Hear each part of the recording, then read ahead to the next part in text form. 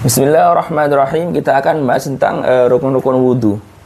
Jadi rukun itu sesuatu yang harus dilakukan di dalam suatu ibadah tertentu. Kalau syarat, sesuatu yang harus dipenuhi sebelum melaksanakan suatu ibadah tertentu. Jadi kalau syarat itu di luar ibadah, sebelum melaksanakan suatu ibadah. Kalau rukun di dalam suatu ibadah. Naam, seperti itu. Jadi kalau arkanul wudhu'i menjelaskan tentang hal-hal yang harus dilakukan di dalam wudhu. Wudhu adalah ibadah. Maka rukun wudhu ini ada berapa? Ada 6, yaitu apa saja? Niat, membasuh wajah, membasuh kedua tangan sampai di atas siku-siku, mengusap sebagian kulit kepala atau rambut kepala. Yang kelima, membasuh kedua kaki sampai atas mata kaki. Yang keenam, tertib. Oke? Ayo. Yang pertama, niat. Jadi ibadah itu butuh niat. Nabi Muhammad SAW menjelaskan, innamal a'malu binniyati wa innamal likulli imrin ma nawa. Ketika wudhu ini ibadah, maka dia membutuhkan niat, karena ibadah itu tidak akan sah kecuali dengan niat. Sementara, ayo. Kapan niatnya? Jadi niat itu bukan kita lafalkan nawaitul wudhu li rafil hadatsil asghari fardhan lillahi ta'ala, habis itu kita baru ambil air. Enggak, bukan itu. Itu proses belajar aja ketika kita masih kecil dulu. Tapi prakteknya di lapangan, niat itu kapan? Niat itu ketika kita menempelkan air ke wajah, hati kita lintaskan niat. Jadi menempelkan air ke muka itu disertai dengan melintaskan niat di dalam hati. Jadi bareng hati mengatakan nawaitu, air menyentuh muka kita seperti itu, beriring-iringan. Inda ghusli awwali al-wajhi, kalau nggak salah seperti itu ibarahnya. Seperti itu. Jadi beriring-iringan. Oh, saya nggak hafal niatnya pakai bahasa Arab gimana? Ya wes, nggak apa-apa. Pakai bahasa Jawa boleh, bahasa Madura boleh, Sunda boleh. Pakai bahasa Indonesia juga boleh. Saya niat wudhu untuk menghilangkan hadas lillahi ta'ala. Selesai, boleh. Jadi begitu kita wudhu ambil air, ya kan, kita tempelkan air kita. Jadi air nempel ke muka kita itu beriring-iringan disertai dengan apa? Kita mengatakan saya wudhu untuk menghilangkan hadas, seperti itu. Fahimtalah? Itu yang pertama, niat. Jadi niat itu bukan kita katakan nawaitul wudhu li rafil hadatsil asghari fardhan lillahi ta'ala, atau saya niat wudhu untuk menghilangkan hadas fardhan lillahi ta'ala, bisa gitu baru membasuh wajah kayak gini, bukan ya. Tapi beriring-iringan antara membasuh wajah ketika air pertama kali nyentuh muka kita dan hati kita ucapkan niat di dalam hati kita. Saya niat wudhu, seperti itu. Yang kedua, membasuh apa? Membasuh wajah. Seluruh wajah, bukan cuci muka, seluruh wajah. Semua bagian yang dinamakan wajah harus dibasuh.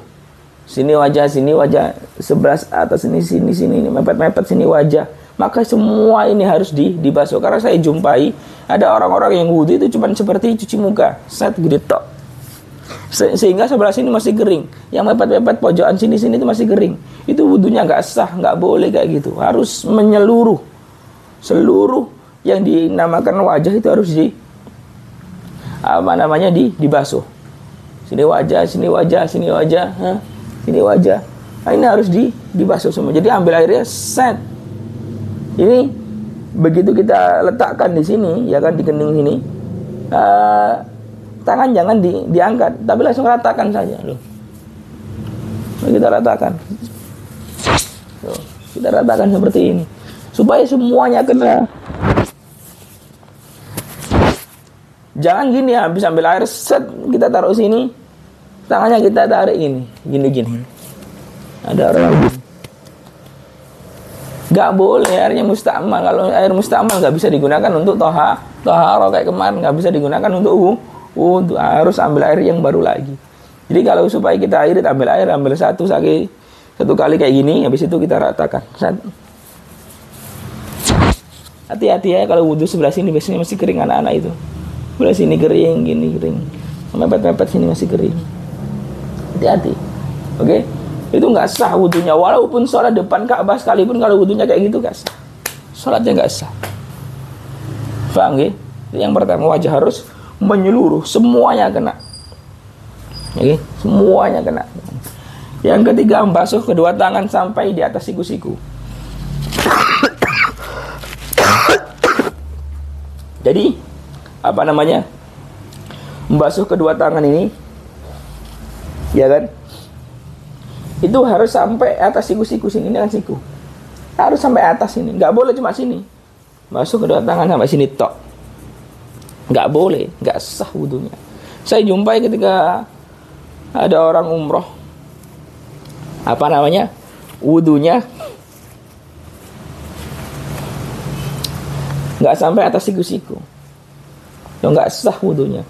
Walaupun sholat di Masjidil Haram, saf paling depan, mepet Ka'bah, nggak sah. Kenapa? Wudunya cuma segini, gini. Tapi wudunya gimana? Harus sampai atas ini, ya kan? Kita ambil air gini, sen.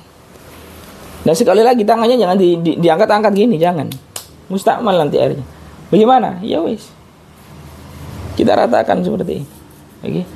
Kita sela-sela kita ratakan. Tangannya jangan diangkat ini. Tangan jangan diangkat. Tempelin terus. Terus. Sampai atas sini, oke? Sampai di atas siku. Ilal mirfaqain, di atas siku-siku. Ini juga. Kalau wudunya sampai sini tok, nggak sah wudunya, nggak atas siku-siku, ya kan, nggak sah wudunya. Itu kayak orang cuci tangan aja itu. Paham enggak lah? Ayo. Karena wudu ibadah, ketika ada ibadah dia punya aturan tersendiri, punya aturan yang khusus yang harus kita taati. Yang apabila kita nggak taat pada aturan tersebut, wudu kita nggak sah. Paham enggak lah? Wudunya nggak sah, sholat nggak sah. A'udzubillah subhanahu wa ta'ala min dzalik. Sampai sini. Oke, sampai atas siku. Ma la yatimmu al-wajib illa bi fawal wajib. Oke? Ayo. Yang keempat, mengusap sebagian kulit kepala. Au sya'rihi, atau rambut yang ada di kepala. Jadi habis wudu ambil air. Kita gesekkan ke kulitnya gini. Boleh. Atau kalau nggak mau kulitnya, rambutnya boleh. Tapi rambut yang masih di batas kepala. Loh, emang ada rambut yang nggak di batas kepala? Yo ada lah, rambutnya pemuanjang pantat sini, ya kan. Wudu habis tangan seset, giliran mengusap rambut, nggak mau rambut yang sebelah sini, tapi ujung rambut yang di pantat sini. Oh, nggak sah wudunya, nggak sah. Oke, kenapa? Karena rambut itu sudah keluar dari batas kepala, sudah wilayah pantat rambutnya, saking panjangnya, set, nggak sah wudunya. Tapi bagaimana? Ambil rambut yang masih wilayah kepala. Oke, ayo. Jadi boleh mengusap sebagian kulit kepala, kulitnya boleh. Biasanya kan kita kan mengusapnya di depan sini, ya wis, biasanya seperti itu, entah kulitnya atau rambutnya. Oke, ayo. Tapi sunnahnya itu langsung semuanya, set. Pun itu yang keempat. Yang kelima, membasuh kedua kaki sampai di atas pergelangan kaki atau mata kaki, ya kan. Jadi umpamanya ini kaki, harus dibasuh ini semua nih sampai ini. Hati-hati, biasanya orang ketika membasuh kaki itu, ya kan, sebelah belakangnya ini, di tumit-tumitnya sini masih kering biasanya. Nggak boleh, nggak sah nanti wudunya. Harus hati-hati itu. Harus ini. Betul-betul dibasuh yang sempurna pokoknya. Jangan sampai ada bahkan setitik sekalipun kalau dia masih kering, wudunya nggak sah. Kayak gitu. Oke? Paham ya? Jadi semuanya ini, andai kata ini kaki harus dicari. Makanya disunahkan untuk di sela-sela itu, ya kenapa? Karena untuk mencari itu tadi. Ya, semuanya sampai di atas mata kaki. Gak harus sampai lutut atas ini, enggak. Di atas mata kaki. Dan hati-hati ketika mengangkat sarung atau rok apa gitu. Jangan terlalu atas, nanti auratnya kelihatan. Nggak boleh, aurat nggak boleh kelihatan. Oh enggak, saya nggak nafsu kok. Ini bukan masalah nafsu, nggak nafsu. Ini aturan gitu loh. Kadang orang kalau dikasih tahu, saya kan nggak nafsu. Bukan masalah nafsu nggak nafsu, namanya apa namanya, buka aurat nggak boleh. Maka ketika wudhu saat ngangkat sarung atau celana, ya kan, atau rok, ya kan, jangan tinggi sampai di atas lutut, jangan, auratnya terbuka, jangan, nggak boleh. Oke, jadi sampai sini yang betis saja katakan. Ini umpamanya kan kaki. Jadi membasuh apa namanya airnya sampai di atas mata kaki di sini. Harus semua, hati-hati tumit biasanya kering. Udah dibasuh, ternyata yang basuh cuma depannya doang, belakangnya enggak, tumit ini. Wah, bahaya nih, wudunya enggak sah. Fahimtalah? Yang terakhir adalah apa? Tertib, urut-urut. Loh, kok enggak ada apa namanya mengusap telinga? Mengusap telinga hukumnya sunnah, enggak wajib. Tapi kan kita sudah biasa setelah rambut habis itu apa telinga, ya wis jalankan saja, enggak apa-apa, bagus. Sunnah bagus. Sunnah. Jadi harus tertib urut. Setelah niat dan basuh muka ini barengan, set kayak gitu, oke? Barengan. Niat dan muka barengan, set gitu. Niat dalam hati kita lintaskan saja, ya kan? Pakai bahasa Indonesia, Jawa, Sunda, Madura, dan terserah. Oke? Barengan. Saya niat menghilangkan hadas fardhu lillahi ta'ala. Selesai. Di dalam hati kita lintaskan semacam itu. Setelah wajah urutannya apa? Membasuh kedua tangan. Setelah itu apa? Mengusap kepala. Yang kelima apa? Kedua kaki sampai mata kaki. Enggak boleh acak saenake dhewe, enggak boleh. Harus apa? Harus urut. Nah, setelah wajah tangan, setelah tangan, kepala, setelah kepala kaki. Nggak boleh diacak, habis wajah kepala, habis kepala kaki, habis kaki tangan, nggak boleh, nggak boleh, acak nggak boleh, harus urut. Paham nggih? Ini masalah wudu. Tapi ketika seorang mau melaksanakan wudu ini masalah syarat. Sebelum wudu harus kita cek anggota tubuh kita ini, apakah ada hal-hal yang menghalangi datangnya air ke kulit?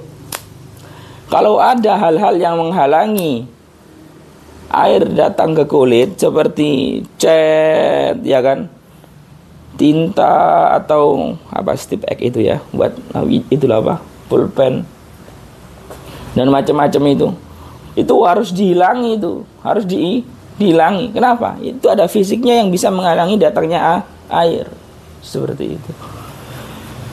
Terus orang tatoan gimana? Kalau tatonya itu tato yang tanam sudah masuk ke dalam kulit, maka wudunya sah. Kenapa? Karena sudah bagian dari kulit, sudah masuk di dalam kulit. Tapi kalau tato mainan, yang bocil-bocil anak TK itu, ya kan, gambar Superman, gambar Spiderman atau apapun lah itu gambarnya. Nah, itu malah wudunya nggak sah. Kenapa? Itu tatonya belum masuk ke dalam kulit, ya kan? Belum masuk ke dalam kulit, masih di atas permukaan kulit. Yang sekiranya kita gosok kayak gini, dia muncul fisiknya, maka itu tidak bisa digunakan untuk wudu. Kenapa? Karena tato yang semacam itu menghalangi datangnya air ke kulit. Maka setiap sesuatu yang menghalangi datangnya air ke kulit itu harus dihilangkan dulu sebelum kita menjalankan wudu. Adapun benda-benda cair seperti katakan kena minyak, ya kan, sudah kita hilangkan, masih ada sisa minyak-minyaknya, nggak apa-apa. Karena minyak tersebut tidak menghalangi datangnya air ke kulit. Dia airnya sudah nyampe ke kulit, hanya saja lepas lagi. Kenapa? Karena ada minyaknya. Tapi intinya dia sudah nyampe. Fahimtalah? Aywa. Jadi kalau tatonya sudah tanam di dalam di dalam kulit, itu wudunya sah. Kenapa? Sudah bagian dari kulit. Tapi kalau tato-tato mainan, itu wudunya enggak sah. Tapi bukan berarti saya ya wis tatoan aja, tato yang beneran wudunya sah kok. Ya enggak ngono, aku gak murid ngono, Cak. Ya. Jadi kalau tatonya itu mainan, maka wudunya tidak sah. Kenapa?